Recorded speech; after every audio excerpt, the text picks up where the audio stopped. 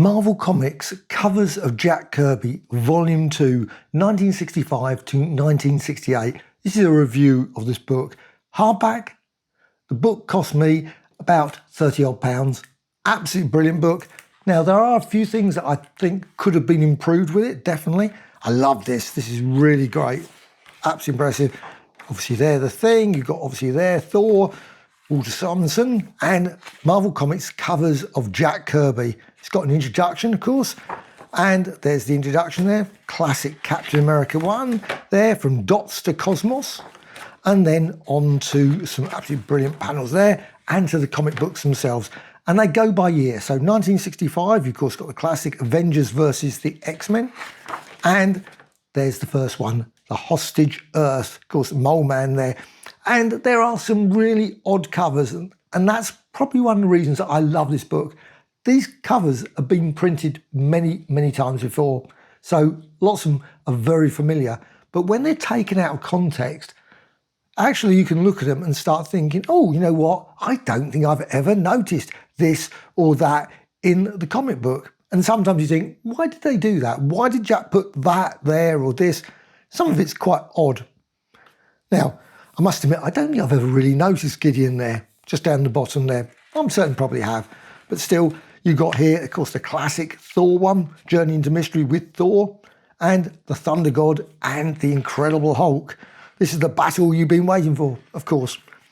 Now, you've got these, lots of these covers. I'm just looking through them. I thought, you know what, the Sergeant Furies, they all seem to have got, not all, of course, but quite a few of them, this sort of scene where you've got the various people being attacked and they're standing in the centre, battling away. Now, you've got a few of these, which I think is slightly a pity. Personally, I wish they'd gone for more pages. It would have put the price up, of course, but still, I think it would have been brilliant if they had gone for some of these covers in slightly bigger size. Now, not every cover perhaps deserves that. I mean, I still think that one's a great one. I love that Strange Tale one. But obviously some are not so great. Got the X-Men there, Mighty Avengers, of course, the Castle of Count Nefaria. I think that's quite a fascinating one. And that is the one thing you often look at and think, oh, why is certain characters really... I always thought he was playing the piano. I don't know why. I know that's stupid, but it always looked like you've got the Dungeon of Doom. But no, he's playing the piano. Maybe he's playing some good music. And you've got Calamity on the Campus, which I found a slightly messy cover, personally. Enough said, as it says there. And you've got here, Too Small to Fight, Too Young to Die. And, of course, got the classic Thor there, my least favourite character, Grey Gargoyle. And this one's an old one. Very confusing cover, this one. The Terrible Trio.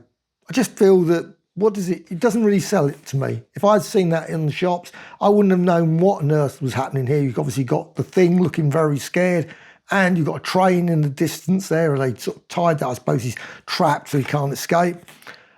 And you've got these, of course, classic ones that were always great, the Split. The thing that's missing, another thing that I think that's missing, is that they didn't put the Inca. I'm not certain why the Inca's been left, or maybe even sometimes a little bit of information. I think there's a few where they got a bit of information, but not many. But it's odd. And of course, it's always going to be subjective. Some covers I think, oh, why is that small, when there's probably better covers that, you know, they could have gone with much bigger, and so on. Even an Avenger Can Die. Now, I remember that one. That's just obviously, again, a very odd one. You've got here this sort of ray of ice going here, and obviously the Giant Man tucked away there, and you've got the there. Of course, the Wasp is the issue there, and of course, this case. Of course, one of my favourite all-time covers, The Attack of the Evil FF. And I've always found this very confusing cover because it looks like that I can't see how the Thing could have ever squeezed through that window in any shape or form. And obviously, you've got the trapster coming down. I assume there's a craft above, but looks like Sandman's been climbing upwards. So why would they be coming down? Very confusing. Of course, the Absorbing Man, the stronger I am, the sooner I die.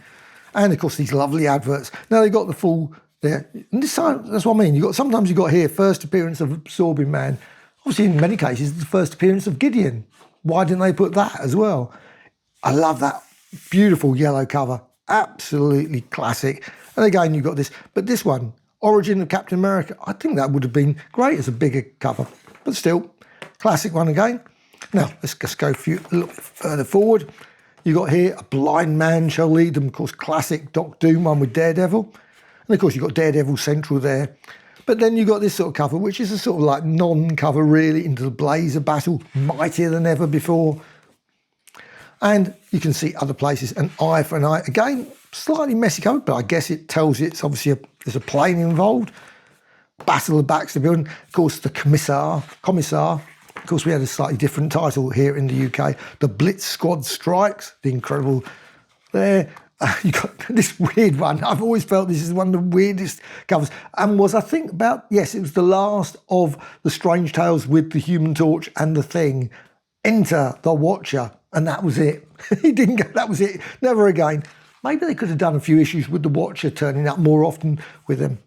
And then, of course, you've got the Swordsman there. Classic on that one. And on to, had that issue. Absolutely brilliant. Now, not every single one of these issues I think looks great in this bigger size and on this paper. I actually had this issue, and I haven't got it now, so I can't show you. But I actually really remember and liked the cover. And on this paper, it doesn't seem to really hit it off in the same way for me. Okay, so we've got here the bitter taste of defeat, of course, classic one. Now, again, this is, of course, Avengers, but the Avengers are quite small. You wouldn't know if you were going on the newsstand looking through the comics. Power Man, introducing Power. Who is he? I don't know. But still, you got that. Maybe they could have had the Enchantress as well. I mean, you've virtually got the poor old Avengers there tucked away. And this one's a weird one. We obviously bashes the Thunder God there. Jack Kirby always had loved these ones, these buildings, and you had all the people on top. I always thought the scale was really odd. I mean, that is just so hard to imagine. That building would be incredibly thin, I think, if you had that sort of thing. But still. However, the road back, and I have got this one. I just thought I'd just quickly go through my collection of various ones, and you can then see the size. So it's not actually, even though it looks a lot bigger, it does look a lot bigger, but it isn't really much bigger than the original. Just slightly. I'm not certain the source. It would have been lovely if all these had been like inked pages. If all the inked pages were available, and they could have done, obviously, they would have to recolour and all that sort of stuff. But it's still, I think it's great. It's still great, but that's just want to show you the size of there. Obviously, pop art, 12 cents. I love those pop art. And of course, you've got that. Actually, some of these have obviously got pop art. Weirdly, that one didn't have pop art. Very odd. Some didn't. So I don't know why. And I feel that there are some missing. I don't know. Maybe I'm being unfair on this.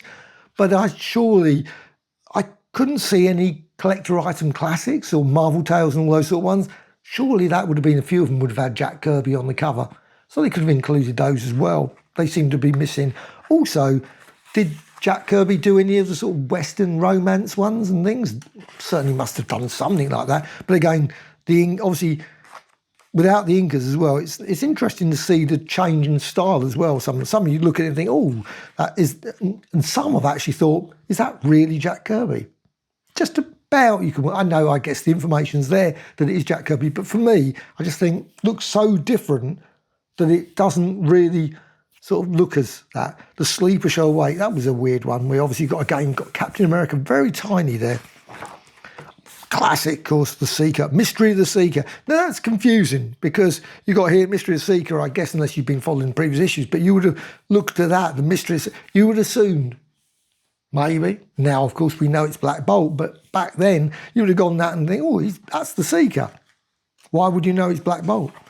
And of course, the classic Galactus one, Coming of Galactus. Again, no Galactus in it. I'm surprised he didn't have a shadow.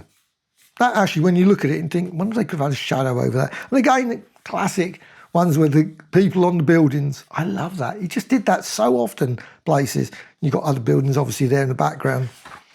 And If This Be Doomsday. And let's flick through a bit forward. Had that one. That was a classic issue, Fantastic Four.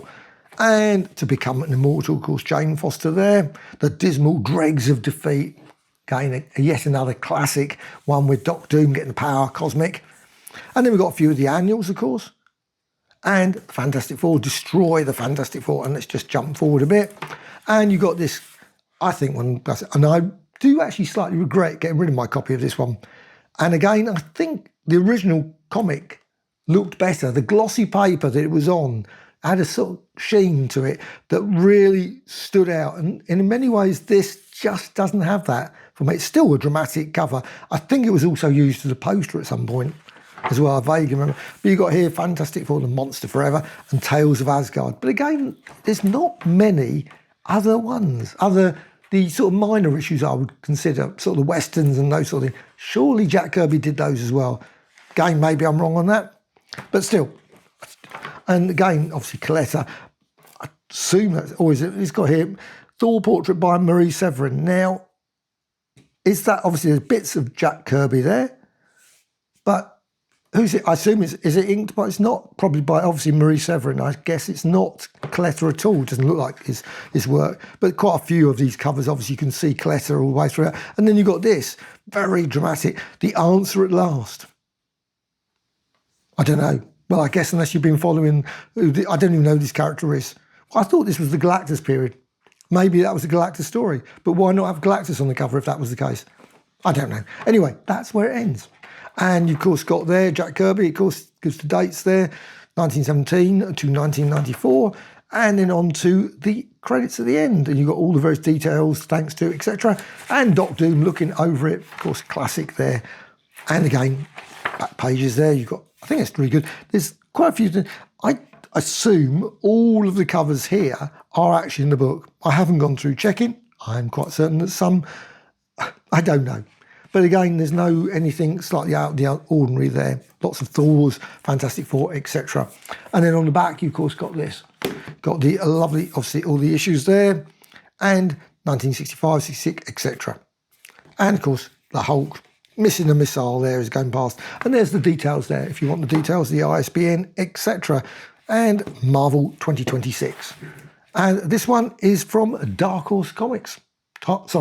Dark Horse Books. I always call it Dark Horse Comics. It's Dark Horse Books, it says there. Volume 2, 1965 to 1968, as it says.